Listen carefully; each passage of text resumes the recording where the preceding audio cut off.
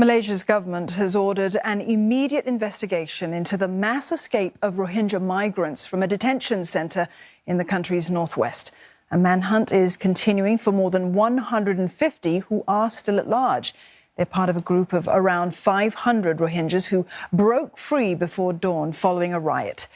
They fled from a facility on the border between the states of Kedah and Penang. 6 died, killed while trying to cross a highway. Police say that those who remain at large are barefoot and appear to be headed south in large groups. Now, Rohingya migrants generally face dismal conditions at the detention centres. More than 100,000 of them live on the margins of society after moving to Malaysia in search of greener pastures. And most of them are fleeing persecution in Myanmar or leaving behind refugee camps in Bangladesh. They make the arduous journey from either country by boat, often taking several months. Many remain undocumented after arriving in Malaysia illegally. But even as the nation doesn't grant refugee status, it still houses some 180,000 refugees and asylum seekers accredited with the United Nations High Commissioner for Refugees. Afifa Arifin joins us live now from Kuala Lumpur with more. Afifa, what is the progress of this manhunt at this hour, and what could possibly happen next to these refugees? So Malaysia's Home Affairs Ministry said that so far 382 detainees have been rearrested and that all the enforcement agencies have been deployed to find the remaining 146 of them. Police have said that the escaped detainees appear to be heading south, and that based on police observations, these escapees, they were not handcuffed, they are barefooted, and they are moving around in large groups with children in tow. A lot of the residents in the villages nearby that detention depot said that the escapees could be hiding out at oil plantations nearby.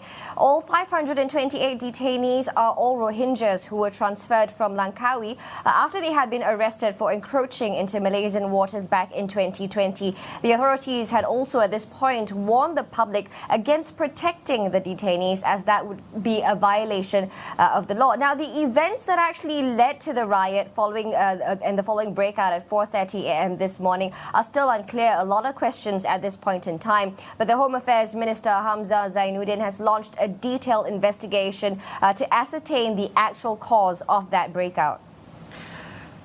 Meantime, Afifa, though we don't know the exact reason why they broke out, there have been reports of these poor living conditions in such detention centres. What is the Malaysian government doing to improve those conditions? And are there plans, perhaps, to better support the Rohingya migrants? Well, the issue of Rohingyas in Malaysia has been a very controversial topic because Malaysia fundamentally does not recognize the status of refugees, and the existence of refugees in the state is merely on humanitarian grounds. If we're looking at human rights groups in the country, they are all calling for an independent probe, adding that, investigations should really look at the current status of these detainees, as they are currently caught in a limbo. This group has been in the country, living at the depot since 2020, going through the COVID-19 pandemic and all of that. The process for the usual economic illegal migrants is quite clear. They are detained, they are then processed and then deported back to the country of origin. But the Rohingyas in Malaysia, they're more stateless refugees and asylum seekers, so that complicates things quite a bit. NGOs say that, them living in these cramped conditions could be one of the main reasons for their escape. So the frustrations at being stuck at the depot without a definite conclusion. Additionally, there are also other groups asking if the riots that broke out this morning stemmed from anger at the authorities possibly, providing them insufficient food, or if the detainees were being treated badly at that depot. So a lot of questions surrounding today's events, which hopefully the investigations that were launched will answer.